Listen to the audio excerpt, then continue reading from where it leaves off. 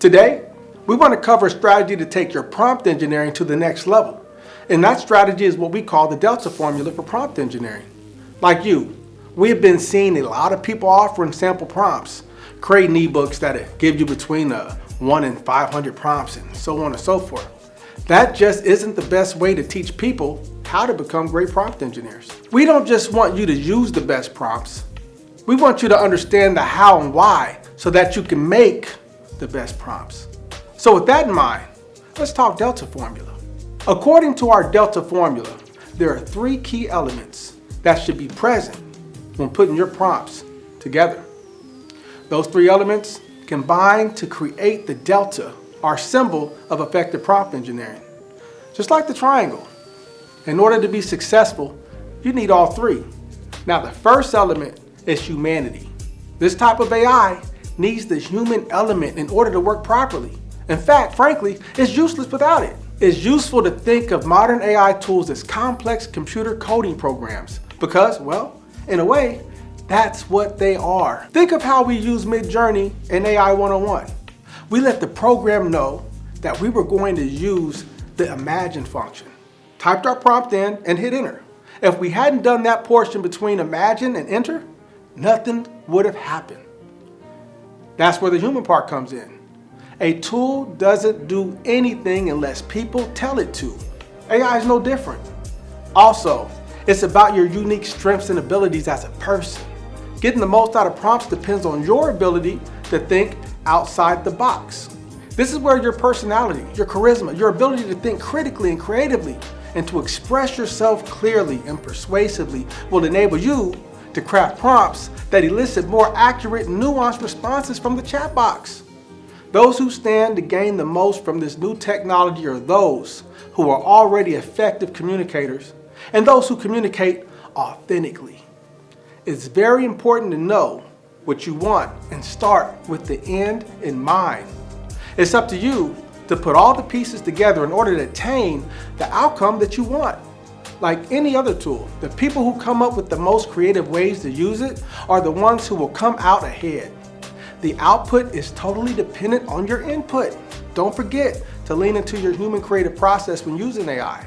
Your outcomes will depend on it, more than you might think. Now, the next element of the Delta is what we call interfacing. Here's an illustration to explain what we mean by that. Imagine you're visiting a website and you come across a chat interface. You type in a question like, "What's the weather like today?" and hit send. The question then goes to ChatGPT, a computer program that has been trained to understand and respond to text.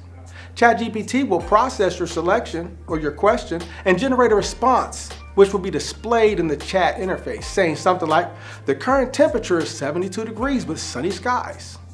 And just like that, you started a conversation with the chat box.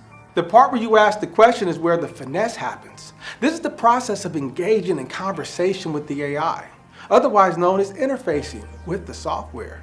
When interfacing with AI, there are a few basic principles to keep in mind. We've created an acronym to help you have a way to measure what should be included in each of your prompts. The acronym is LTTS, length, type, topic, and style. When it comes to length, you want to generally include enough information, but not too much. The AI will attempt to include everything you put into the prompt, and sometimes if you put too much information in there, that can result in the final result sounding robotic and cluttered. A good rule of thumb on this would be that if your prompt is 2 paragraphs long, it definitely needs to be short. But if it's less than 5 words, you should include more detail. Generally, you'll want to aim for 2 to 3 sentences worth of a prompt. After length, we arrive at type. You'll want to be clear about what type of content you're hoping to receive. Do you want a press release, Facebook caption, an email, a program description, maybe a marketing plan? Which one? ChatGPT can produce an enormous amount of types of documents or drafts. In fact, sometime you should just try asking the GPT to list you all the types of formats it can make.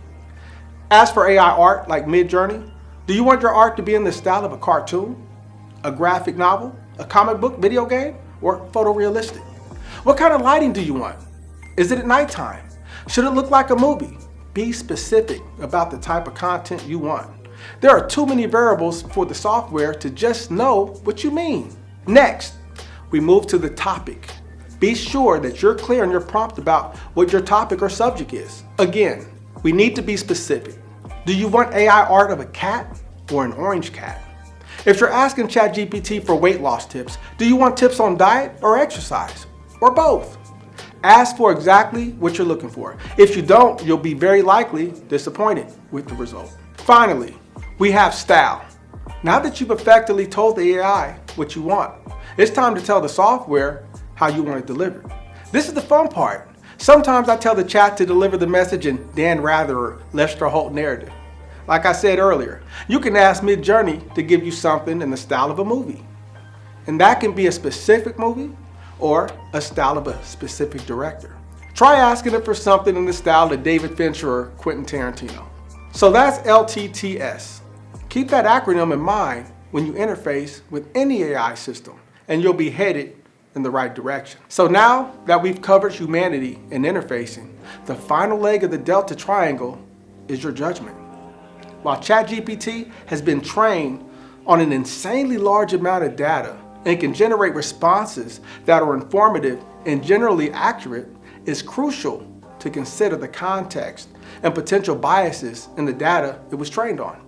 It's so important to critically evaluate the AI's output and use our own judgment to determine if it aligns with our ethical standards and if it is relevant and appropriate for the situation. Don't run with something just because it's an AI spit out.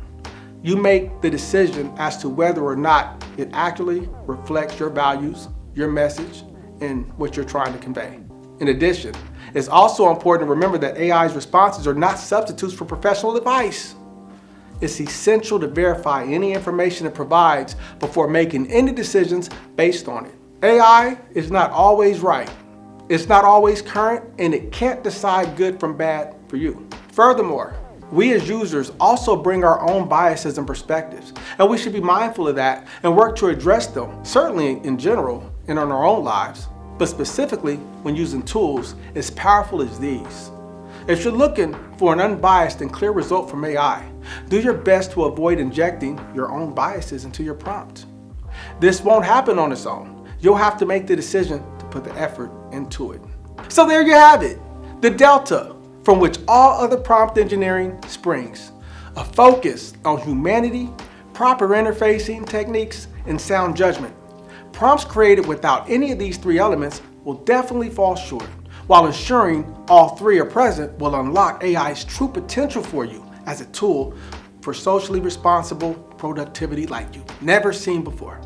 As you move forward with our course and with your own exploits into AI, be sure to keep the delta in mind.